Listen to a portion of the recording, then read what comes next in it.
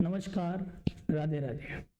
हम आपके सामने आज लेके आए electrostatics part second. Part first में हमने बात करी थी इलेक्ट्रिक चार्ज के बारे में, चार्ज के बारे में बात करी थी। इसके बाद कूलाम्स लॉ के बारे में बात करी थी। आज हम कूलाम्स लॉ को डिटेल से पढ़ेंगे और चार्ज के बारे में मैं एक बार आपको रिवाइज कराऊंगा कि चार्ज के बारे में हमने लास्ट क्लास में क्या क्या पढ़ा था। तो बात करते हैं चार्ज के बारे में। मैंने आपको बताया था चार्ज क्या है, किसी भी मटेरियल की इनहेरेंट या इंट्रिंसिक प्रॉपर्टी है, मतलब मटेरियल के अंदर का गुण है। अब इसके बाद हमने बात करी थी टाइप की। तो चार्ज होते हैं वो हमारे कितने टाइप के होते हैं? 2 टाइप के होते हैं। कौन कौन से हैं? तो एक होता है हमारा कौन सा चार्ज? पॉजिटिव चार्ज, जिसको हम लिखते हैं प्लस क्यू से। किससे लिखते हैं? प्लस क्यू से। और दूसरा होता है हमारा नेगेटिव चार्ज। कौन सा होता है? Negative charge. और नेगेटिव चार्ज को हम लिखते हैं माइनस क्यू से। इसके बाद हमने बात करी थी चार्ज की। चार्ज कौन सी क्वांटिटी है? तो चार्ज हमारी स्केलर क्वांटिटी है। कौन सी क्वांटिटी है? Scalar quantity. स्केलर क्वांटिटी आपने क्लास 11 में पढ़ा होगा, स्केलर क्वांटिटी और वेक्टर क्वांटिटी। वो क्वांटिटी जिसका कंप्लीट डिस्क्रिप्शन हमें किससे मिल जाए? उसके मैग्नीट्यूड से ही मिल जाए। वो क्वांटिटी कौन सी होती है? स्केलर। और जिसके कंप्लीट डिस्क्रिप्शन के लिए हमें क्या चाहिए? मैग्नीट्यूड के साथ डायरेक्शन भी चाहिए। वो क्वांटिटी कौन सी होती है? वेक्टर। तो चार्ज कौन सी क्वांटिटी हमारी? Scalar quantity. इसकी जो ऐसा यूनिट होती है, ऐसा यूनिट इसकी है कूलाम। क्या है इसकी? कूलाम। और कूलाम को हम डिनोट करते हैं कैपिटल सी से। किसे डिनोट करते हैं? कैपिटल सी से। इसके बाद हमने बात करी थी इसकी सीजीएस यूनिट की। CGS unit of charge. और सीजीएस यूनिट ऑफ चार्ज क्या थी? State coulomb. क्या थी? State coulomb. स्टेट कूलाम, या जिसका इसका दूसरा जो नाम है वो क्या है? फ्रैंकलिन। फ्रैंकलिन, क्योंकि चार्जेस का जो नामकरण करा था वो किसने करा था? बेंजामिन फ्रैंकलिन ने करा था। इसलिए इसकी जो सीजीएस यूनिट है या तो हम स्टेट कूलाम लिखते हैं या हम क्या लिखते हैं? फ्रैंकलिन लिखते हैं। इसके बाद हमने जो बात करी थी वो क्या करी थी? 1 coulomb is equal to 3 × 10⁹ state coulomb.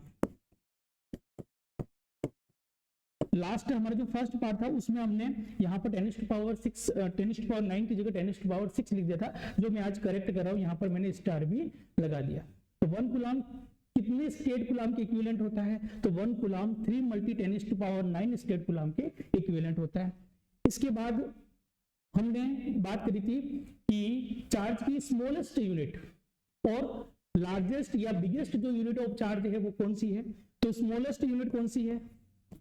तो स्मॉलेस्ट यूनिट ऑफ चार्ज। और स्मॉलेस्ट यूनिट ऑफ चार्ज कौन सी है? स्टेट कूलाम, या जिसको हम कहते हैं फ्रैंकलिन। कौन सी? स्टेट कूलाम या फ्रैंकलिन। तो जो चार्ज की स्मॉलेस्ट यूनिट है वो कौन सी है? फ्रैंकलिन, या जिसको हम कहते हैं स्टेट कूलाम। State coulomb. इसके बाद बात करते हैं हम biggest unit of charge.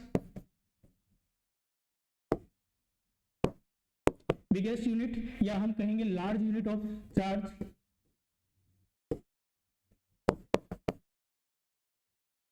Large unit of charge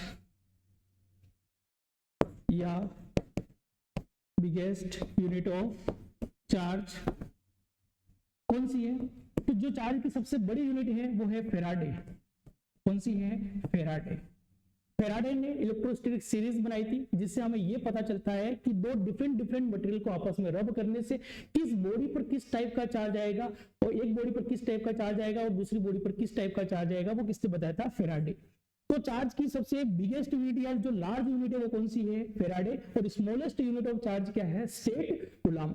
अब हम जानते हैं कि 1 फेराडे, हमने लास्ट क्लास में बात करी थी, 1 फेराडे कितने कूलाम के बराबर होता है या कितने कूलाम के इक्विवेलेंट होता है? तो 1 फेराडे हमारा होता है 96,500 कूलाम के बराबर होता है।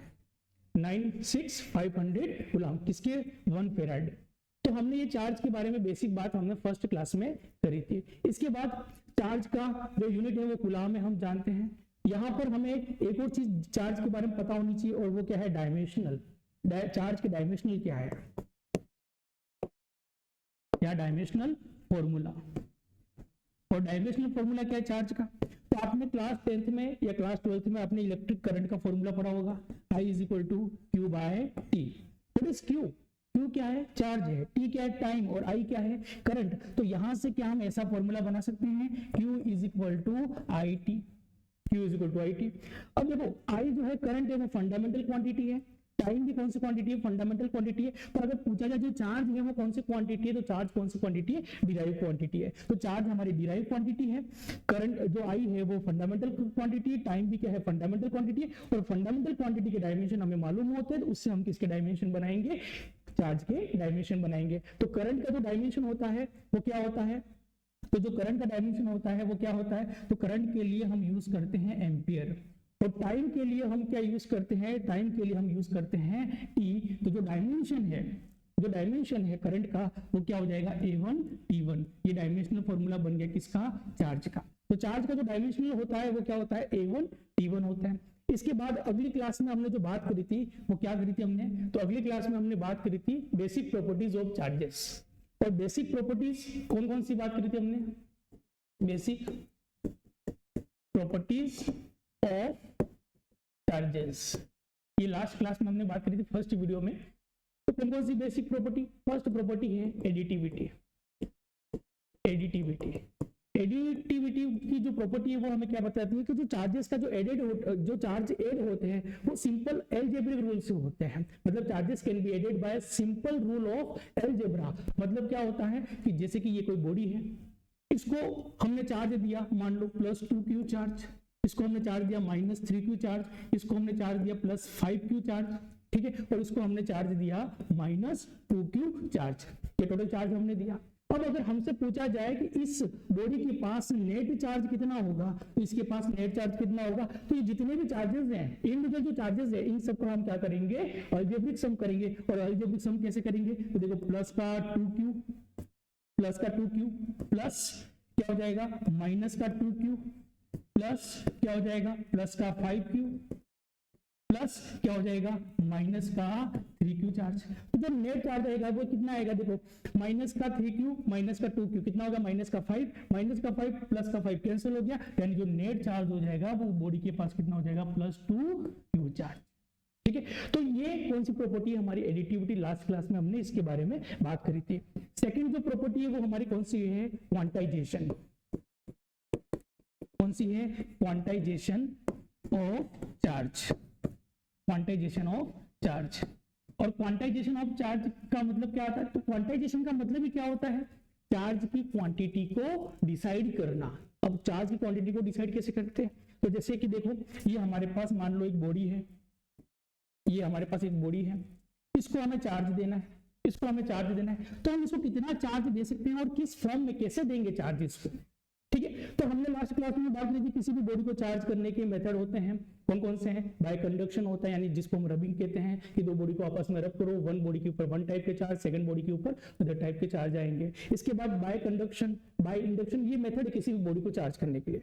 और हमने पढ़ा था Which particle is responsible for electrification? What is electrification? मतलब किसी भी बॉडी को चार्ज या अनचार्ज कैसे करना है। तो चार्ज करने का या अनचार्ज करने का जो प्रोसेस है उस प्रोसेस को हम कहते हैं इलेक्ट्रिफिकेशन। मतलब किसी भी बॉडी को चार्ज करने का जो प्रोसेस है उसको हम कहते हैं इलेक्ट्रिफिकेशन। और मैंने अभी जो बोला वो क्या बोला है? Which particle is responsible for electrification? तो which particle is responsible for electrification? तो कौन सा है वो पार्टिकल जो इलेक्ट्रिफिकेशन के लिए रेस्पॉन्सिबल है? वो पार्टिकल है इलेक्ट्रॉन। किसी बॉडी से इलेक्ट्रॉन हम निकालते हैं तो बॉडी के पास पॉजिटिव चार्ज आता है, किसी भी बॉडी को हम इलेक्ट्रॉन देते हैं तो बॉडी के पास कौन सा चार्ज आता है? नेगेटिव चार्ज आता है। तो इलेक्ट्रिफिकेशन के लिए रेस्पॉन्सिबल कौन है? क्या प्रोटॉन रेस्पॉन्सिबल है? आंसर है नहीं, क्योंकि प्रोटॉन को हम एक बॉडी से दूसरी बॉडी में ट्रांसफर करना इजी नहीं है और इलेक्ट्रॉन को एक बॉडी से दूसरी बॉडी में ट्रांसफर करना इजी है। इसीलिए इलेक्ट्रिफिकेशन के लिए रेस्पॉन्सिबल पार्टिकल कौन है हमारा? तो इलेक्ट्रॉन।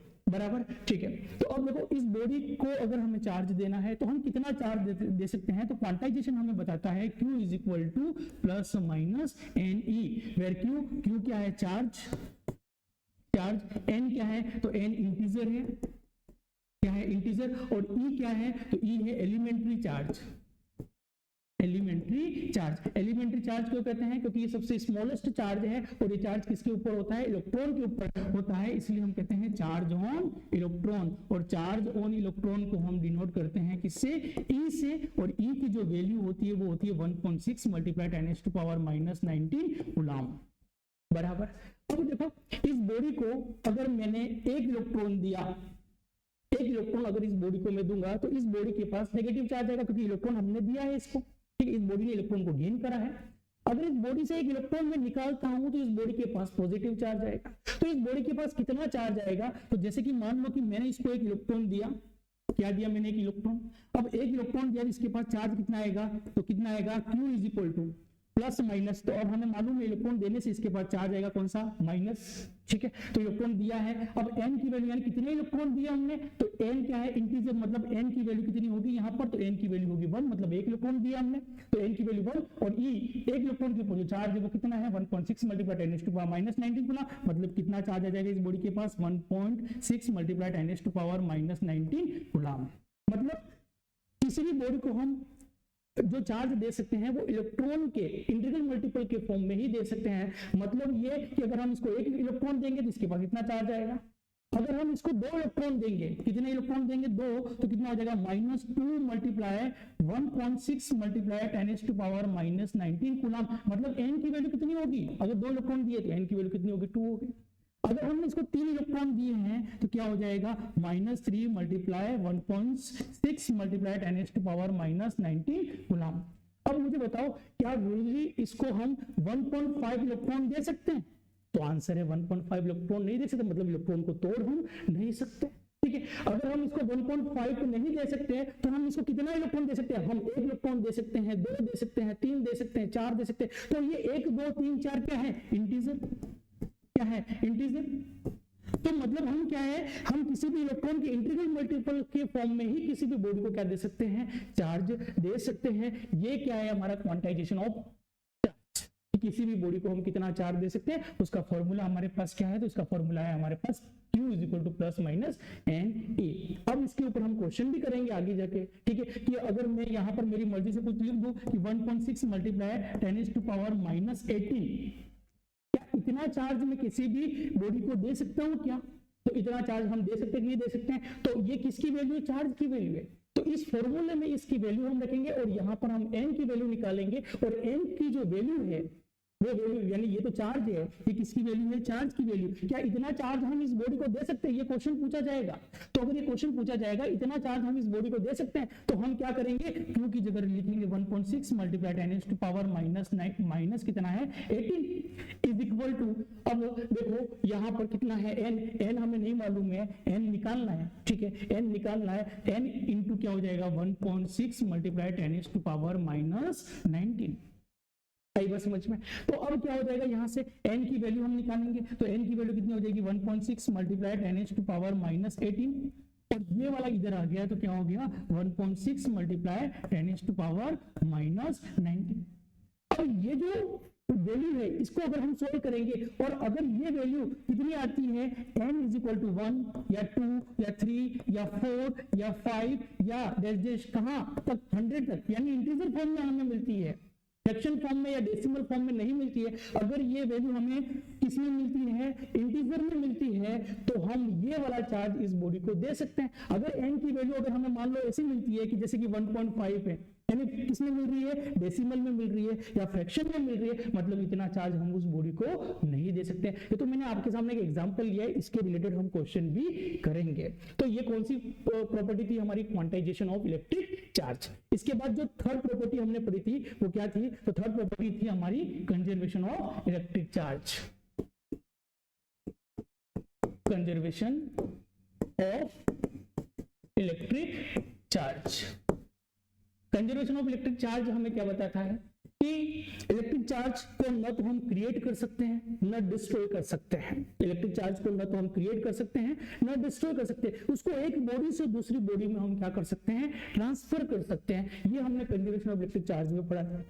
पर इसमें कंट्रोवर्सी आई। क्या कंट्रोवर्सी आई? कि जब कोई गामा रेज को अगर प्लेटिनम के ऊपर हम क्या करते हैं? कंप्रेस करते हैं तो वहां पर हमें 2 पार्टिकल मिलते हैं। वहां पर हमें क्या मिलता है? चार्ज मिलता है, मतलब चार्ज को हम बना सकते हैं। ठीक है। तो फिर डेफिनेशन को चेंज किया गया और डेफिनेशन क्या, नई डेफिनेशन जो बनाएगी वो क्या बनाएगी कि isolated electric charge can neither be created and not be destroyed. यानी क्या बोल रहा हूं मैं, रिपीट कर रहा हूं, आई रिपीट, आइसोलेटेड मतलब single charge, isolated electric charge can be neither be created and not be destroyed, it can transfer only one body to another body. मतलब एक सिंगल चार्ज है तो उसको न तो आप क्रिएट कर सकते, यानी सिंगल चार्ज को क्रिएट भी नहीं कर सकते और सिंगल चार्ज को आप डिस्ट्रॉय भी नहीं कर सकते हैं, सिर्फ उसको एक बॉडी से दूसरी बॉडी में क्या किया जा सकता है, ट्रांसफर किया जा सकता है। इसके बाद आया कि जब एटम विस्फोट होता है तो उसमें यूनिट मास को हम डिस्ट्रॉय करते हैं, और जब हम यूनिट मास को डिस्ट्रॉय करते हैं तो चार्ज भी तो डिस्ट्रॉय होगा, चार्ज भी तो डिस्ट्रॉय होगा। पर अब उसके लिए फिर नया कंसेप्ट क्या आया, पेयर प्रोडक्शन। कौन सा आया, पेयर प्रोडक्शन। और पेयर प्रोडक्शन हमें क्या कहता है कि चार्जेस को हम पेयर में क्रिएट कर सकते हैं, चार्जेस को हम पेयर में क्रिएट कर सकते हैं। मतलब क्या कि platinum plus 2 gamma is equal to हमें क्या मिलेगा, एक पॉजिट्रॉन और एक क्या मिलेगा, इलेक्ट्रॉन मिलेगा। मतलब ये है कि प्लेटिनम के ऊपर अगर गामा रेज अगर हम कंप्रेस करेंगे तो वहां पर हमें एक पॉजिट्रॉन मिलेगा और एक कौन सा चार्ज मिलेगा, इलेक्ट्रॉन। मतलब चार्ज को हमने क्रिएट करा, ठीक है। तो पेयर प्रोडक्शन क्या कहता है, चार्जेस को हम पेयर में क्रिएट कर सकते हैं, चार्जेस को हम पेयर में क्रिएट कर सकते हैं, पर एक सिंगल चार्ज को हम क्रिएट नहीं कर सकते। यानी isolated charge can neither be created nor be destroy, मतलब एक सिंगल चार्ज को ना तो क्रिएट कर सकते हैं ना डिस्ट्रॉय कर सकते हैं, पर चार्जेस को पेयर में क्रिएट कर सकते हैं, जोड़े में क्रिएट कर सकते हैं। दूसरा जो था वो कौन सा था, एनिहिलेशन। और एनिहिलेशन क्या कहता है, तो एनिहिलेशन का जो कंसेप्ट है वो क्या कहता है कि अगर चार्जेस पेयर में हो, चार्जेस किस में हो, पेयर में हो, तो अगर चार्जेस पेयर में है तो उनको हम क्या कर सकते हैं, डिस्ट्रॉय भी कर सकते हैं। मतलब सिंगल चार्ज को तो ना तो क्रिएट कर सकते हैं ना डिस्ट्रॉय कर सकते हैं, पर चार्जेस अगर किसी में हो, पेयर में हो, तो हम इनको क्रिएट भी कर सकते हैं और डिस्ट्रॉय भी कर सकते हैं। इसके बाद लास्ट जो प्रॉपर्टी थी हमारी 4th नंबर की, वो कौन सी थी, invariance of charge. Invariance of charge का मतलब ये होता है कि देखो किसी भी बॉडी का रेस्ट मास और मूविंग मास कैसा होता है, डिफरेंट होता है। रेस्ट मास को हमने लिखा m0, मूविंग मास को हमने क्या लिखा m। अगर कोई बॉडी है जिसका रेस्ट मास m0 है, ठीक है, मतलब जो बॉडी रेस्ट में है तब उसका मास कितना है, m0 है। अगर ये बॉडी मूव करेगी तो इसका मास कौन सा हो जाएगा, मूविंग मास, और मूविंग मास जो है वो ग्रेटर होगा किससे, रेस्ट मास से। मतलब बॉडी के मोशन से उसका मास क्या होता है, चेंज होता है। मूविंग मास ज्यादा होता है किससे, as compare to rest mass. आई बात समझ में, मुझे लग रहा है आपको समझ में आ रहा होगा। अगर आपको समझ में नहीं आ रहा है तो आप कमेंट बॉक्स में कमेंट भी कर सकते हो। अगर कोई टॉपिक लग रहा है कि कहीं डाउट है तो वो डाउट भी आप कमेंट बॉक्स में डाल सकते हो। तो किसी भी बॉडी का रेस्ट मास और मूविंग मास दोनों कैसे होते हैं, डिफरेंट होता है। मतलब जैसे कि मैं रेस्ट में हूं तो मेरा मास कैसा है, रेस्ट मास है। अगर मैं मोशन में हूं तो मेरा जो मास होगा वो कौन सा होगा, मूविंग मास होगा। और मूविंग मास रेस्ट मास से कैसा होता है, ज्यादा होता है। मतलब किसी भी बॉडी का जो मोशन है वो उसके मास को इफेक्ट करता है, उसके मास को इफेक्ट करता है। पर क्या चार्ज बॉडी के मोशन के कारण उसका चार्ज इफेक्ट होता है क्या, तो आंसर है किसी भी बॉडी के मोशन के कारण उसका चार्ज इफेक्ट नहीं होता। मतलब किसी बॉडी के पास अगर +2 की चार्ज है, रेस्ट में अगर बॉडी है उसके पास +2 की नेट चार्ज है, और अगर यही बॉडी मोशन में आ जाएगी तब भी इसके पास जो नेट चार्ज होगा वो कितना हो जाएगा, +Q ही होगा। मतलब बॉडी के मोशन से मास इफेक्ट नहीं होता, जबकि कौन इफेक्ट होता, सॉरी जो चार्ज है वो इफेक्ट नहीं होता, जबकि कौन इफेक्ट होता है, मास होता है। यही क्या है, इनवेरिएंस ऑफ इलेक्ट्रिक चार्ज होता है। तो ये चार्ज के बारे में हमने मोटा माटी सारी जो चीजें हैं वो हमने पढ़ी है कि चार्ज चार्ज कितने टाइप के होते हैं, कौन कौन सी चार्ज की यूनिट है, स्केलर क्वांटिटी होती है चार्ज, इसकी जो यूनिट है ऐसा यूनिट कौन सी है, सीजीएस यूनिट कौन सी है, 1 कूलाम कितने स्टेट कूलाम के बराबर होता है, या फिर हमने 1 फैराडे कितने कूलाम के बराबर होता है। ये सारी बातें हमने चार्ज के रिलेटेड बेसिक चीजें करी। अब हमारा जो टॉपिक है नेक्स्ट वो कौन सा है, तो जो नेक्स्ट टॉपिक है वो हमारा है कूलाम्स लॉ। कौन सा लॉ है, कूलाम्स लॉ, जो कि हमारे लैब असिस्टेंट के सिलेबस में है। कूलाम्स लॉ इसको बिल्कुल हम डिटेल से अच्छे से पढ़ेंगे कूलाम्स लॉ के बारे में। आई बात समझ में। अब कूलाम्स लॉ हम स्टार्ट करते हैं। क्लास 11th में आपने पढ़ा होगा universal law of gravitation, law of gravitation, और लॉ ऑफ ग्रेविटेशन आपने पढ़ा होगा। और उसमें 2 पॉइंट मास के बीच, जैसे कि ये एक मास है m1 और ये दूसरा मास है m2, इन दोनों के बीच का डिस्टेंस है r। यानी इस मास के सेंटर से इस मास के सेंटर के बीच का डिस्टेंस कितना है r, तो इन दोनों मास के बीच में फोर्स ऑफ अट्रैक्शन होगा वो कितना होगा Gm1 m2 upon r square. ये आपने क्लास 11th में पढ़ा होगा, ठीक है। और ये यूनिवर्सल लॉ ऑफ ग्रेविटेशन किसने दिया था? तो यूनिवर्सल लॉ ऑफ ग्रेविटेशन दिया था न्यूटन साहब ने। कौन से साहब ने? न्यूटन साहब से। और न्यूटन साहब को ही देखते हुए कूलॉम साहब ने कौन सा लॉ दे दिया? Coulomb's law. क्योंकि हमने फर्स्ट पार्ट में डिस्कस करा था कि जो मटेरियल होता है उसकी दो इनहेरेंट प्रॉपर्टी है या दो इंट्रिंसिक प्रॉपर्टी है, one is mass and other is charge. तो मास के बारे में हम पढ़ते हैं क्लास 11th में, चार्ज के बारे में पढ़ते हैं हम क्लास 12th में, ठीक है। तो अब देखो दो मास के बीच में जो फोर्स ऑफ अट्रैक्शन है उसको किसने बताया? न्यूटन साहब ने बताया। तो कूलॉम साहब ने भी इसी लॉ को कॉपी करते हुए बताया कि दो पॉइंट चार्ज है Q1 Q2, जैसे ये दो पॉइंट मास है वैसे ये दो पॉइंट चार्ज है, और इन दो पॉइंट चार्ज के बीच में जो कूलॉम फोर्स होगा वो फोर्स ऑफ अट्रैक्शन भी हो सकता है, फोर्स ऑफ रिपल्शन भी हो सकता है।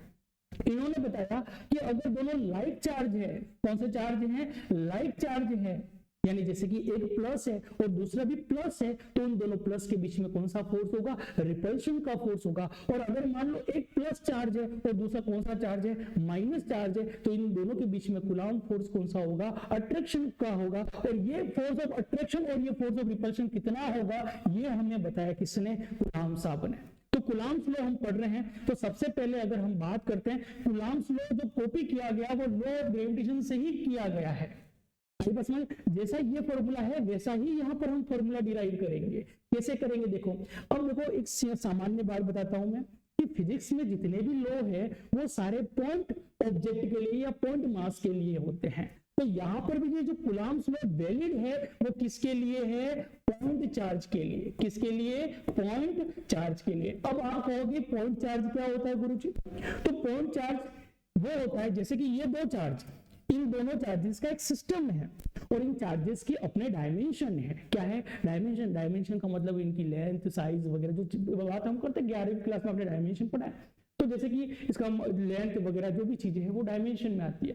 तो इन दोनों चार्जेस की जो डायमेंशन है वो डायमेंशन इन दोनों की का जो डिस्टेंस है उस डिस्टेंस के कंपैरिजन में अगर इन डायमेंशन कैसे हैं? नेग्लिजिबल है।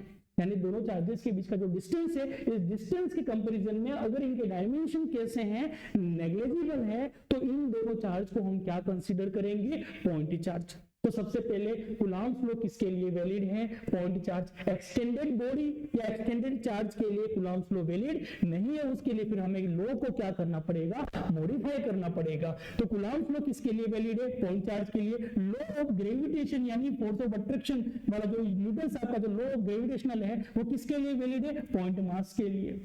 तो यहां बात पॉइंट मास की हो रही है, यहां बात किसकी हो रही है? Point charge. तो जैसे कि दो पॉइंट चार्ज है, एक पॉइंट चार्ज Q1 लिया, दूसरा पॉइंट चार्ज है Q2।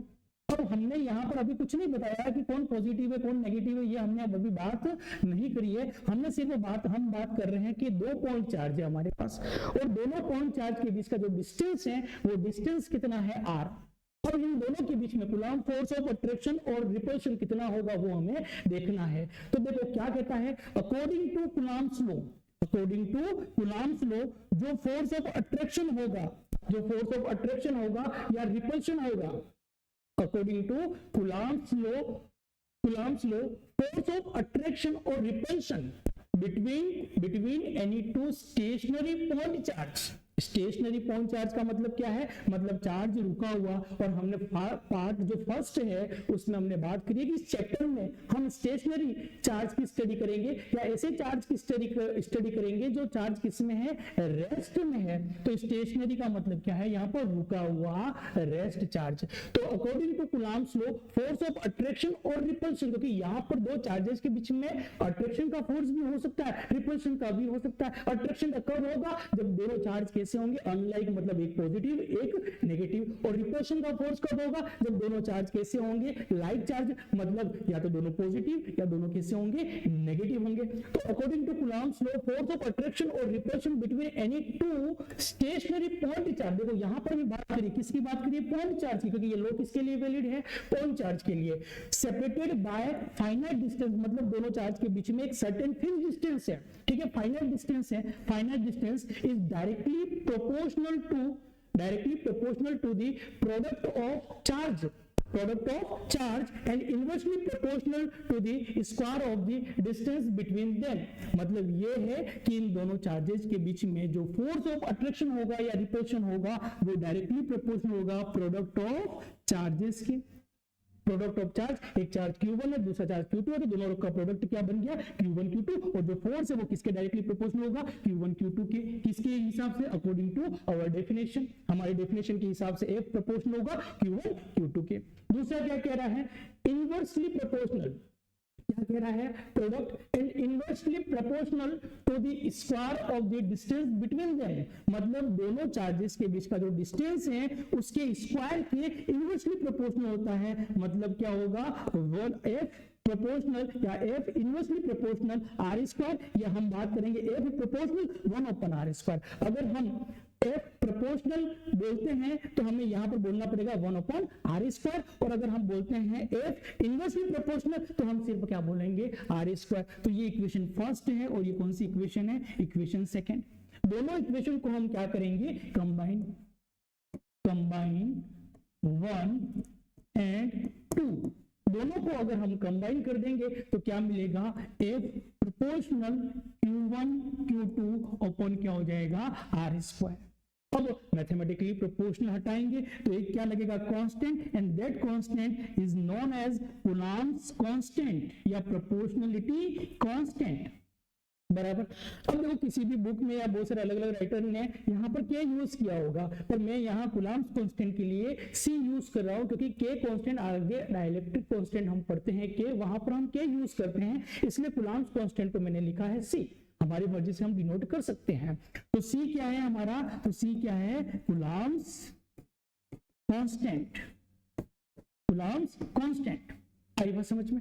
तो दो पॉइंट चार्जेस के बीच, ये जो दो पॉइंट चार्जेस हैं, इन दोनों के बीच जो कूलम्ब फोर्स ऑफ अट्रैक्शन है या रिपल्शन है वो कितना आया? F is equal to F is equal to C Q1 Q2 upon R square. ये वाला फॉर्मूला मिला। अब देखो दोनों फॉर्मूले को कंपेयर करो, दोनों फॉर्मूले को अगर कंपेयर करते हैं यहाँ पर क्या है? F is equal to G M1 M2 upon R square. What is G? Universal gravitation constant. Universal gravitation constant, और यूनिवर्सल ग्रेविटेशन कांस्टेंट है मतलब ये कि पूरे ब्रह्मांड में कहीं पर भी चले जाओ G की वैल्यू बदलने वाली नहीं है। तो यहाँ पर कौन है? तो यहाँ पर C क्या है? Coulomb's constant. देखो एक कांस्टेंट यहाँ, एक कांस्टेंट यहाँ पर। इसके बाद यहाँ पर जो फोर्स ऑफ अट्रैक्शन है, रिपल्शन है, वो प्रोडक्ट ऑफ चार्ज के डायरेक्टली प्रोपोर्शनल है, यानी Q1 Q2 के डायरेक्टली प्रोपोर्शनल है। जो फोर्स ऑफ अट्रैक्शन या रिपल्शन है वो इनवर्सली प्रोपोर्शनल है किसके? स्क्वायर ऑफ द डिस्टेंस के। और यहाँ पर भी क्या देखो, जो फोर्स ऑफ अट्रैक्शन है, क्योंकि यहाँ पर सिर्फ कौन सा फोर्स होता है? अट्रैक्शन का होता है, रिपल्शन का नहीं होता है। F इसके डायरेक्टली प्रोपोर्शनल है प्रोडक्ट ऑफ मास के। इसके बाद F इनवर्सली प्रोपोर्शनल है किसके? स्क्वायर ऑफ द डिस्टेंस के। मतलब न्यूटन्स लॉ ऑफ ग्रेविटेशन और कूलम्ब्स लॉ दोनों किसको फॉलो करते हैं? इनवर्स स्क्वायर लॉ को फॉलो करते हैं। तो दोनों में क्या क्या चीजें सिमिलर है और कौन कौन सी चीजें डिफरेंट है वो बात कर रहे हैं हम। तो देखो दोनों लॉ यानी कूलम्ब्स लॉ और न्यूटन्स लॉ ऑफ ग्रेविटेशन दोनों किसको फॉलो करते हैं? इनवर्स स्क्वायर लॉ को फॉलो करते हैं। और इनवर्स स्क्वायर लॉ क्या है कि जैसे जैसे दो मास के बीच में या दो चार्ज के बीच में डिस्टेंस आप बढ़ाओगे वैसे वैसे फोर्स ऑफ अट्रैक्शन या फोर्स ऑफ रिपल्शन क्या होगा? कम होगा, डिक्रीज होगा। किसके साथ? डिस्टेंस के साथ में। यानी दोनों लोग किसको फॉलो करते हैं? इनवर्स स्क्वायर लॉ को फॉलो करते हैं। इसके बाद दोनों फोर्स, कूलम्ब फोर्स और जो ग्रेविटेशनल फोर्स है, दोनों फोर्स कौन से हैं? लॉन्ग रेंज फोर्स हैं। लॉन्ग रेंज का मतलब ये है कि दो पॉइंट मासेस के बीच में जो फोर्स ऑफ ग्रेविटेशन है वो जीरो कहां पर होगा? तो जीरो कब कहां पर होगा? जब R बराबर क्या हो जाएगा? इनफाइनाइट। यानी R जब इनफाइनाइट हो जाएगा, 1 अपॉन इनफाइनाइट कितना होता है? 0। तो ये वैल्यू पूरी कितनी हो जाएगी? 0। मतलब फोर्स कितना हो जाएगा? 0। मतलब इनफाइनाइट तक ये फोर्स 0 नहीं होता। मतलब कहां पर 0 होता है? इनफाइनाइट पर फोर्स क्या होता है? 0। और ये वाला फोर्स भी किस कहां पर 0 होगा? इनफाइनाइट पर। मतलब दोनों कौन से फोर्स हैं? लॉन्ग रेंज फोर्स है। आई बात समझ में? अब देखो इन दोनों में ये तो जो बात हमने करी वो कि इन दोनों में सिमिलरिटी हमें देखने को मिली। इसके बाद अगर हम बात करते हैं कि डिफरेंस क्या है इन दोनों में, तो इन दोनों में डिफरेंस ये है कि यहाँ पर जो कांस्टेंट है जी वो यूनिवर्सल कांस्टेंट है, यूनिवर्सल कांस्टेंट है, इसकी वैल्यू पूरे ब्रह्मांड में कांस्टेंट है, कहीं चेंज नहीं होती। पर यहाँ पर जो सी कूलम्ब्स कांस्टेंट है वो यूनिवर्सल कांस्टेंट नहीं है, और सी की जो वैल्यू होती है वो होती है 1/4 पाई एप्सिलॉन नॉट। और व्हाट इज एप्सिलॉन नॉट? तो एप्सिलॉन नॉट होता है परमिटिविटी, परमिटिविटी। एप्सिलॉन नॉट का मतलब क्या होता है? Permittivity for free space, free space, या हम कहते हैं वैक्यूम।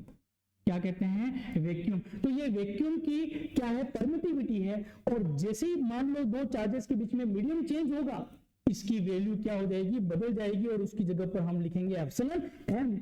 मतलब दो चार्जेस के बीच का जो मीडियम है, उस मीडियम पर कूलम्ब फोर्स क्या करता है? डिपेंड करता है। जबकि ग्रेविटेशनल फोर्स जो है वो किस पे डिपेंड नहीं करता? मीडियम पे डिपेंड नहीं करता। मतलब जो ग्रेविटेशनल फोर्स है वो मीडियम पे डिपेंड नहीं करता कि दोनों मास के बीच में कोई भी मीडियम आ जाएगा। ग्रेविटेशनल अगर डिस्टेंस और मास अगर कांस्टेंट है तो फोर्स भी कैसा होगा? कांस्टेंट होगा। भले कोई भी मीडियम आ जाए, वाटर आ जाए, कोई मेटेलिक मीडियम आ जाए, या कोई दूसरा मीडियम आ जाए, पानी, वाटर वगैरह कोई भी मीडियम आ जाएगा, दोनों मास के बीच का अगर डिस्टेंस और इन दोनों मास कांस्टेंट है तो फोर्स कैसा होगा? कांस्टेंट। पर यहाँ पर कूलम्ब फोर्स जो है वो किस पे डिपेंड करता है? मीडियम पे डिपेंड करता है। किस पे डिपेंड करता है? मीडियम पे डिपेंड करता है। तो हम लिख देते हैं डिपेंड्स ऑन मीडियम। मतलब कूलम्ब फोर्स किस पे डिपेंड करता है? दो चार्जेस के बीच के मीडियम पे डिपेंड करता है। तो अब देखो आगे हम बढ़ते हैं, तो आगे हम बढ़ते हैं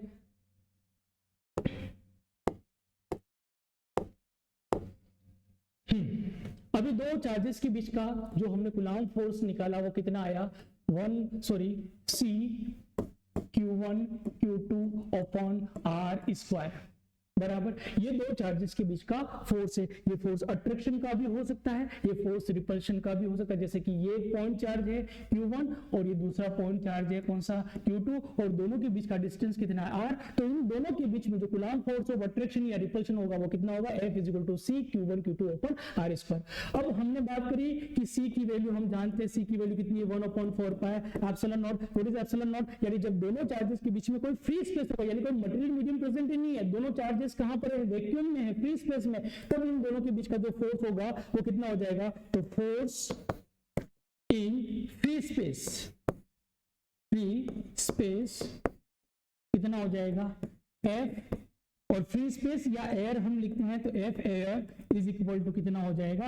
1/4 pi epsilon naught Q1 Q2 upon R square. अब गुरुजी आप कहोगे गुरुजी ये कहां से आया? तो ये किसकी वैल्यू है? C की वैल्यू है। जब दोनों चार्ज कहां पर है? फ्री स्पेस या एयर में है, तब उन दोनों के बीच का फोर्स कितना हो जाएगा? 1/4 pi epsilon naught Q1 Q2 upon R square. अब अगर हम बात करते हैं कि अगर ये दोनों चार्ज कहां पर है? मीडियम में है, तो फोर्स इन मीडियम,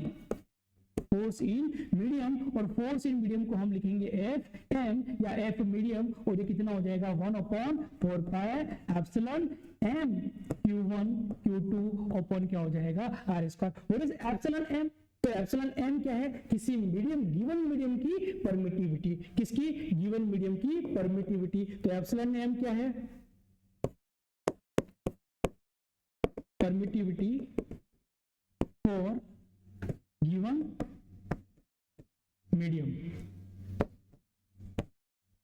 मीडियम, जैसे कि अब हम बात करेंगे ये फोर्स किसमें निकाला हमने? एयर में, और ये फोर्स किसमें निकाला हमने? मीडियम में। तो जब दोनों चार्ज के बीच में कोई मीडियम आ जाएगा तो उन दोनों चार्जेस के बीच का जो फोर्स है वो क्या हो जाएगा? चेंज हो जाएगा। तो फोर्स वैक्यूम में या फ्री स्पेस में कितना होता है? 1/4 pi epsilon naught Q1 Q2 upon R square. और किसी भी मीडियम में जो फोर्स होता है वो कितना होता है? तो कितना होता है? 1/4 pi epsilon M Q1 Q2 upon R square. अब देखो ये इक्वेशन फर्स्ट है और ये इक्वेशन सेकंड है। अब हम क्या करेंगे? फर्स्ट को सेकंड से डिवाइड कर देंगे, तो क्या आ जाएगा? F air divide by F M is equal to क्या हो जाएगा? यहाँ पर ऊपर 1/4 pi epsilon naught Q1 Q2 open क्या हो जाएगा? R स्क्वायर डिवाइड बाय क्या हो जाएगा? 1/4 पाई एप्सिलॉन M, और क्या हो जाएगा? Q1 Q2 ओपन क्या हो जाएगा आर स्क्वायर। तो क्या क्या कट गया यहाँ से, तो यहाँ से देखो क्या कट गया 1/4 पाई कट गया, ठीक है। Q1 Q2 are square cut गया। अब एप्सिलॉन एम रेसिप्रोकल के ऊपर आ जाएगा, मतलब क्या हो जाएगा यहाँ पर एप्सिलॉन एम और नीचे क्या आ जाएगा एप्सिलॉन नॉट, ठीक है। तो वैक्यूम या जो फ्री स्पेस में जो फोर्स है और मीडियम में जो फोर्स है, इनका जो रेशियो है वो क्या है एप्सिलॉन एम एप्सिलॉन नॉट, और इसको हम कहते हैं एप्सिलॉन आर। और व्हाट इज एप्सिलॉन आर, तो एप्सिलॉन आर को हम कहते हैं रिलेटिव परमिटिविटी।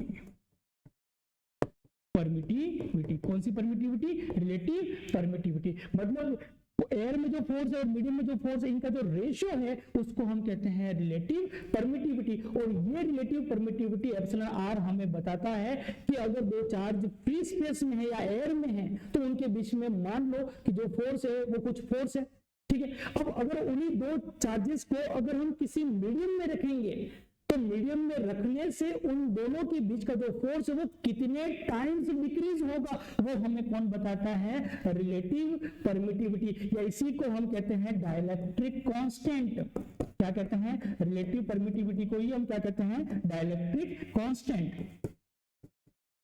और इसको हम डिनोट किससे करते हैं, के से।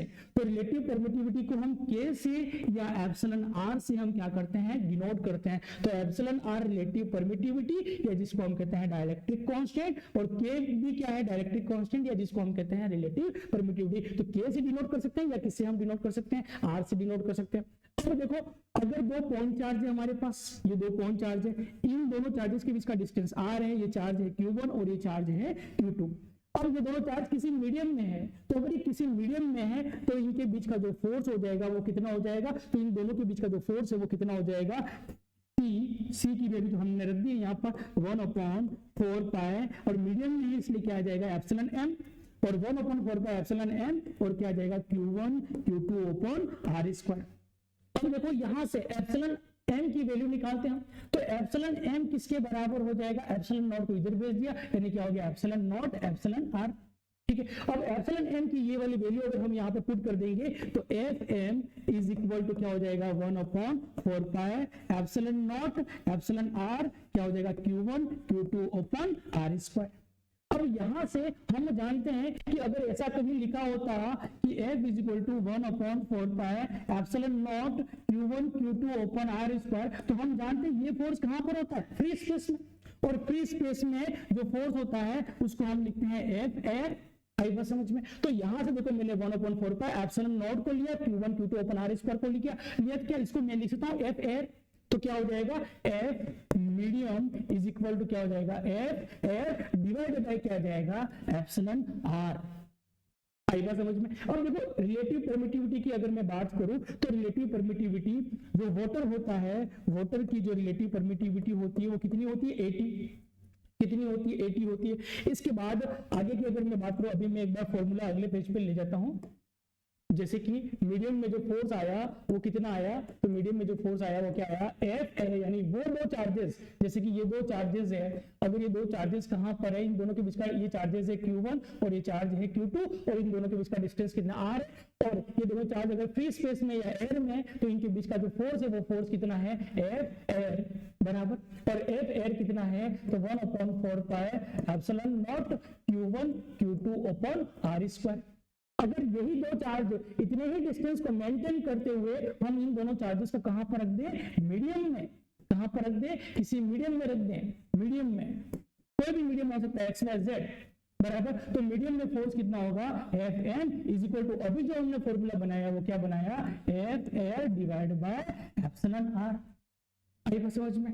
अब देखो यहां पर क्या होगा, तो यहां पर क्या होगा देखो कि अब जो हमारा जो फॉर्मूला हमने बनाया है इस फॉर्मूले के हिसाब से अगर हम बात करें तो जैसे कि relative permittivity epsilon R, water की जो रिलेटिव परमिटिविटी होती है किसकी, वाटर की, पानी की, वाटर, और वाटर की जो रिलेटिव परमिटिविटी होती है वो कितनी होती है 80 बराबर। एयर की जो रिलेटिव परमिटिविटी होती है वो कितनी होती है 1 बराबर। इसके बाद वाटर की होगी, एयर की होगी। इसके बाद अगर हम ग्लास की बात करें, ग्लास अगर दोनों चार्जेस के बीच में कोई ग्लास मीडियम प्रेजेंट है तो उसकी रिलेटिव परमिटिविटी होती है 3 to 6, क्योंकि ग्लास अलग अलग टाइप के होते हैं, फ्लिंट, क्राउन वगैरह, इसलिए। ठीक है, और इसके बाद अगर मान लो कोई कंडक्टिंग मीडियम है, कौन सा मीडियम है? Conducting medium. और कंडक्टिंग मीडियम या जिसको हम कहेंगे मेटल, अगर दो चार्जेस के बीच में कोई कंडक्टिंग मीडियम है या मेटल है तो उसकी जो रिलेटिव परमिटिविटी होती है वो कितनी होती है? इनफाइनाइट। कितनी होती है? इनफाइनाइट होती है। तो अब देखो, मुझे बताओ कि अगर यहाँ पर ये जो मीडियम है दोनों चार्जेस के बीच का, वो मीडियम कौन सा है? अगर वाटर मीडियम है, अगर वाटर मीडियम है तो यहाँ पर एप्सिलॉन आर की वैल्यू कितनी रखेंगे? 80। और एप्सिलॉन आर की वैल्यू 80 रखेंगे। इसका मतलब क्या है कि अगर इन दोनों चार्जेस को फ्री स्पेस में रखा है, इन दोनों चार्जेस को फ्री स्पेस में रखा है और इनके बीच में जो भी coulomb force of attraction repulsion है, अगर इन दोनों चार्जेस को उतना ही डिस्टेंस मेंटेन करते हुए अगर वाटर में रखेंगे तो इन दोनों के बीच में जो कूलम्ब फोर्स है वो 80 टाइम्स डिक्रीज हो जाएगा। क्या हो जाएगा? 80 टाइम्स डिक्रीज हो जाएगा। समझ में? तो रिलेटिव परमिटिविटी हमें क्या बताती है कि दो चार्जेस को डिफरेंट मीडियम में रखने से, डिफरेंट मीडियम में जो फ्री स्पेस के कंपैरिजन में फोर्स कितने टाइम्स डिक्रीज होगा, ये आपको कौन बताता है? रिलेटिव परमिटिविटी बताती है। तो जैसे कि मैंने कहा कि अगर दोनों चार्जेस को वाटर मीडियम में रखेंगे तो यहाँ पर एप्सिलॉन आर की वैल्यू कितनी रखेंगे? 80। और 80 रखने से हमें क्या मालूम पड़ेगा कि जो एयर में फोर्स था इन दोनों चार्जेस के बीच में वो कितने टाइम्स कम हो जाएगा। तो कितने टाइम्स कम हो जाएगा? तो Fm is equal to 1/80 times. मतलब क्या हो जाएगा कि 80 गुना फोर्स क्या हो जाएगा? कम हो जाएगा। 80 टाइम्स फोर्स क्या हो जाएगा? डिक्रीज हो जाएगा। मतलब दो पॉइंट चार्जेस के बीच में कूलम्ब फोर्स मैक्सिमम कहां पर होता है? फ्री स्पेस में। कहां पर होता है? फ्री स्पेस में। इसके बाद डिफरेंट मीडियम में फोर्स कैसा होता है? डिफरेंट होता है।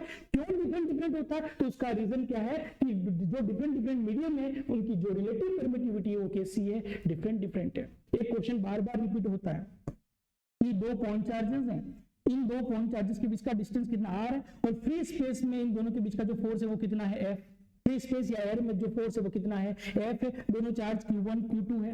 अगर इन दोनों चार्जेस के बीच में कोई मेटेलिक प्लेट रख दे, यानी कोई मेटेलिक मीडियम रख दिया हमने, तो इन दोनों के बीच में फोर्स कितना होगा? तो हम जानते हैं मेटेलिक मीडियम या कंडक्टिंग मीडियम, उसकी रिलेटिव परमिटिविटी कितनी होती है? इनफाइनाइट होती है। तो क्या करेंगे हम? f n is equal to क्या करेंगे? One by infinite multiply n। और 1/इनफाइनाइट कितना होता है? तो 1/इनफाइनाइट कितना होता है? 0। और ये 0 हो गया, मल्टीप्लाई 4 0। मतलब अगर दोनों पॉइंट चार्जेस के बीच में अगर कोई कंडक्टिंग मीडियम है, दो पॉइंट चार्जेस के बीच में अगर कोई कंडक्टिंग मीडियम है तो उन दोनों चार्जेस के बीच में जो कूलम्ब फोर्स ऑफ अट्रैक्शन होगा या रिपल्शन होगा वो कितना होगा? 0। कितना होगा? 0 होगा। तो यहाँ पर हमने अभी तक जो बात करी है वो बात किसकी करी है? हमने कूलम्ब्स लॉ की बात करी। अब देखो यहाँ पर एप्सिलॉन नॉट की जो वैल्यू होती है मैंने फर्स्ट पार्ट में बताई थी 8.85 मल्टीप्लाई 10⁻⁻12। ये एप्सिलॉन नॉट की वैल्यू होती है। ठीक है, फ्री स्पेस में एप्सिलॉन फ्री स्पेस की जो परमिटिविटी एप्सिलॉन नॉट उसकी वैल्यू होती है 8.85 मल्टीप्लाई 10⁻⁻12। ठीक है, तो आज की क्लास में हम इतना ही। अगली क्लास में हम इस टॉपिक के रिलेटेड न्यूमेरिकल लेके आएंगे। क्वेश्चन जो लैब असिस्टेंट्स में या जो कंपटीशन एग्जाम में पूछे गए हैं इस टॉपिक के रिलेटेड, वो सारे क्वेश्चन हम अगले जो पार्ट है हमारे, जो पार्ट 3 है उसमें हम लेके आएंगे। हमारा जो चैनल है उसको आप सब्सक्राइब करिए। अगर आपके कोई डाउट्स है तो वो डाउट्स हमें कमेंट्स में लिख के भेजिए। अगर आपकी पहुंच अगर हमारे तक है तो आप हमें फोन करके भी बता सकते हैं कि अगर आपको कोई डाउट है या टॉपिक में और जो कंटेंट है इसमें कोई कमी हो तो वो भी आप हमें बता सकते हैं। लगभग हमने कोशिश करी है, ये हमारी शुरुआत है कि हमने कोशिश करी है कि हम सब कुछ बेटर करें और एक भी क्वेश्चन हमारे जो हम पढ़ा रहे हैं, जो हम कंटेंट डिलीवर कर रहे हैं, उससे एक भी क्वेश्चन बाहर नहीं जाएगा। ये हमारी गारंटी है, हमारा वादा है। जय हिंद, जय भारत।